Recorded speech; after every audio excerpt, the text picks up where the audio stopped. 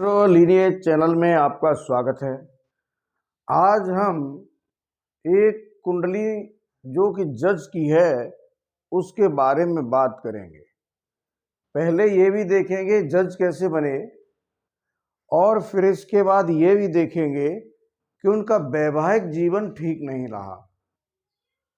उनका जो विवाह हुआ, पत्नी उनके मन की मिली, लेकिन उसका साथ बहुत जल्दी छूट गया। उनके एक संतान हुई और संतान के साथ ही संतान तो आई पर पत्नी चली गई। इस तरह की ये जज की कुंडली है और उनका यही सवाल था, ऐसा क्यों हुआ। तो चलिए हम इस कुंडली के बारे में चर्चा करते हैं और हम और आप ढूंढने की कोशिश करते हैं कि आखिर इसमें ऐसा क्या है जो एक हंसते हुए परिवार में एक गम का माहौल आ गया।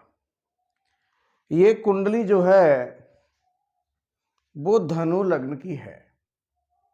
धनु लग्न के स्वामी गुरु होते हैं और जो गुरु हैं वो इनके दसम भाव पर मौजूद हैं। गुरु के साथ ही शनि है और गुरु जिस राशि में बैठे हैं वो राशि के स्वामी बुध हैं। तो बुध सूर्य के साथ लग्न पर बैठे हैं। तो सूर्य बुध धनु राशि में चाहे कहीं बैठे हों अच्छे माने जाते हैं और अगर लगन पर ही बैठे हैं तो और अच्छे हैं। अब यहां पर आप देखिए 9 नंबर के यानी कि धनु के स्वामी गुरु दशम में कन्या राशि यानी बुध की राशि में, और बुध जो हैं बैठ गए धनु राशि में यानी 10वें घर का और लगन का राशि परिवर्तन हो गया। अब इस राशि परिवर्तन के क्या मतलब हैं? एक तो दसम भाव पिता का भी होता है और इनके कर्म का भी होता है और लग्न इनकी है। सूर्य पिता के कारक होते हैं। तो ये जो देख रहे हैं आप, तो जब कर्म और लग्न का राशि परिवर्तन हुआ और वो भी गुरु और बुध का, तो गुरु बुध दोनों ही ज्ञानी ग्रह होते हैं और शनि और सूर्य का प्रभाव है। शनि बैठे हैं आपके दसम पर और सूर्य बैठे हैं लगन पर। तो फिर शनि जज बनाते हैं और सूर्य सरकारी नौकरी देते हैं। तो इस तरह से इनका जज बनने का मार्ग प्रशस्त हो गया। लेकिन मजेदार बात यह भी है इसमें, इस योग में, कि इनके पिता भी जज थे। अब पिता जज क्यों थे? क्योंकि दसम घर पिता का है और ये जो संबंध बनता है, पिता 10वां घर का स्वामी अगर लग्न पर आता है और बली है तो फिर ऐसी स्थिति में बच्चा वही काम करता है जो उसका पिता करता है। ये बहुत ज्यादा देखा गया है। कई बार नहीं भी होता, उसके कारण होते हैं, लेकिन ज्यादातर ऐसा होता है। तो ये आप समझ गए होंगे इस योग को। मात्र इस योग ने ही इनको जज बना दिया। लेकिन जज बनने के लिए अष्टम भाव बहुत जरूरी है, उसका भी इन्वॉल्वमेंट तो होना चाहिए। तो उसका इन्वॉल्वमेंट हुआ है। वो कैसे हुआ देखिए आप। अष्टम भाव में राहु बैठे हैं। राहु जहां बैठते हैं उसको बढ़ाते हैं। अब राहु वही बढ़ाएंगे जो इसके स्वामी बढ़ाएंगे। जो इसके स्वामी चाहते हैं राहु उसी को बढ़ाएंगे। तो राहु ने चंद्र को बढ़ाया और चंद्र को जब बढ़ाया तो चंद्र कहां बैठे थे? चंद्र बैठे हैं भाग्य भाव में। भाग्य भाव, और यही एक जो नमा भाव है वो सरकार का भी है। तो भाग्य भाव में बैठे हैं चंद्र, वहां की जो स्वामी है सूर्य, और वो गए लगन पर। तो अगर भाग्येश लगन पर सूर्य होके चले जाएं तो भी सरकारी नौकरी का बहुत जबरदस्त योग होता है। और अष्टमेश भाग्य में गए तो ये एक तरह से अष्टम से इनका संबंध सूर्य से जुड़ता है और चंद्र और सूर्य जो होते हैं वो सरकार के कारक होते हैं। तो इस तरह से इनका ये भी पूरी तरह से सरकार में जाने का योग बन जाता है। और जज क्यों बन रहे हैं? क्योंकि यहां आप देखें सूर्य चंद्र बैठे हैं, भाग्य सूर्य हैं, लगन पर सूर्य, यानी त्रिकोण में सूर्य हैं। त्रिकोण में जब भी सूर्य आएंगे तो क्या देंगे? फेमस होते हैं और पावर देते हैं। सूर्य न्याय करते हैं तो न्याय करने की पावर देते हैं, और शनि उनके दंडाधिकारी हैं, शनि उनके पुत्र हैं। तो इस तरह से आप देखें तो सूर्य सच बुलवाने, यानी सच्चाई का पक्ष लेना। तो जज का एक काम होता है कि अपराधी को सजा दें और सच्चाई की जीत कराएं। तो वो इनकी कुंडली में निश्चित हो जाता है।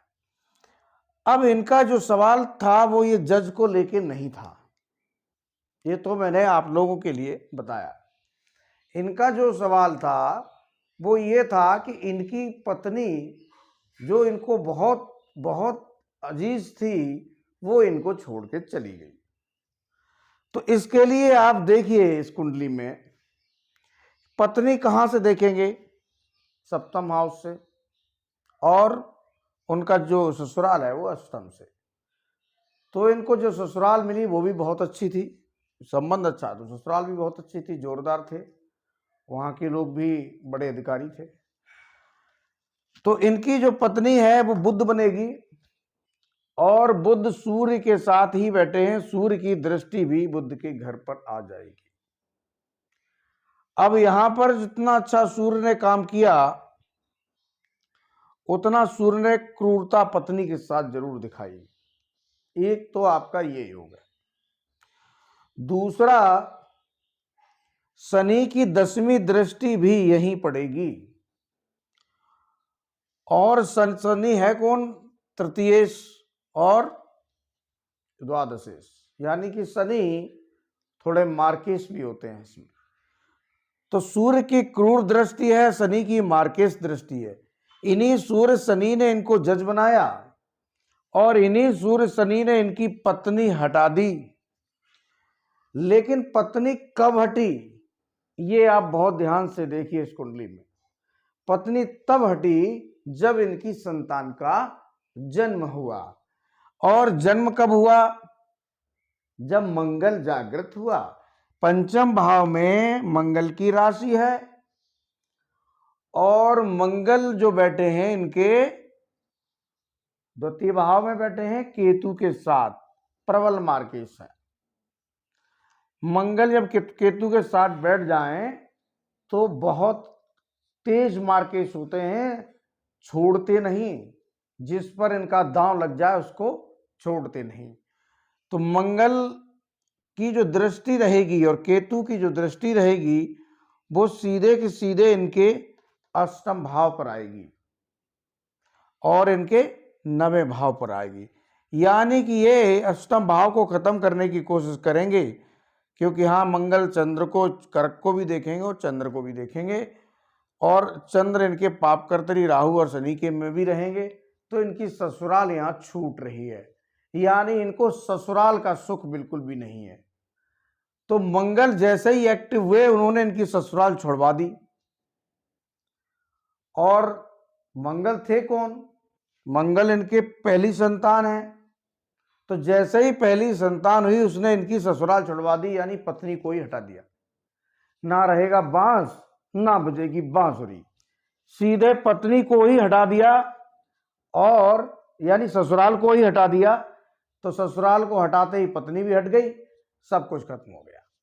तो इस तरह से जब ग्रह एक्टिव होते हैं तो योग तो बने होते हैं। यहां सूर्य और शनि से योग तो पहले से था, पत्नी को हटना पड़ेगा, क्योंकि सूर्य और शनि में की जो दृष्टि है वो अलगाव कारक होती है, अलगाव दिखाती है। तो सूर्य और शनि की दृष्टि से पत्नी से अलगाव हुआ, वैवाहिक जीवन में अलगाव हुआ, और मंगल जैसे लड़की पैदा हुई, इनकी बच्ची पैदा हुई, इनकी ससुराल को हटा दिया। राहु भी हटाने के कारक है। राहु जहां बैठते हैं वह बढ़ाते जरूर हैं, लेकिन वहां से संबंधित व्यक्ति अगर कोई होता है तो उसको वो हटा देते हैं। राहु हुए, शनि हुए, सूर्य हुए, मंगल हुए, ये अलगाव के कारक होते हैं, अलगाव करते हैं। सूर्य क्रूर है, अलगाव कारक तो नहीं कहेंगे, थोड़ा सा क्रूर है, लेकिन ये मंगल और राहु और शनि तो अलगाव ही कराते हैं। तो इन्होंने इनकी ससुराल का अलगाव कराएंगे तभी जब पत्नी नहीं रहेगी। तो इस तरह से सूर्य ने क्रूरता दिखा दी। तो ये सारे जो पापी ग्रहों का योग यहाँ सप्तम और अष्टम पे आ रहा है, इसके कारण से इनकी पत्नी गई। लेकिन ये ग्रह एक्टिव तब हुए जब इनकी पहली संतान हुई। तो ग्रह इस तरह से एक्टिव होते हैं। आप कुंडली में अगर ध्यान से देखेंगे तो आपको पता चलेगा कि जब वो ग्रह एक्टिव होता है, चाहे दशा हो या ना हो, काम करता है, और कई बार दशा भी होती है। ये आप समझ के चलिए। मेरा उद्देश्य आपको सिर्फ और सिर्फ इनकी पत्नी, क्योंकि इन्होंने जो सवाल किया था मुझसे वो ये था कि दूसरी शादी मैं नहीं करना चाहता, मेरे परिवार का दबाव है बट मैं नहीं करना चाहता। तो क्यों नहीं करना चाहते? क्योंकि ये इनको इतना बड़ा धक्का लगा, इसके कारण से ये नहीं करना चाहते, और इसी के संबंध में मुलाकात हुई थी। तो आपने समझ लिया होगा बहुत सी चीजें। आप लोग चैनल को लाइक करें, सब्सक्राइब करें। धन्यवाद।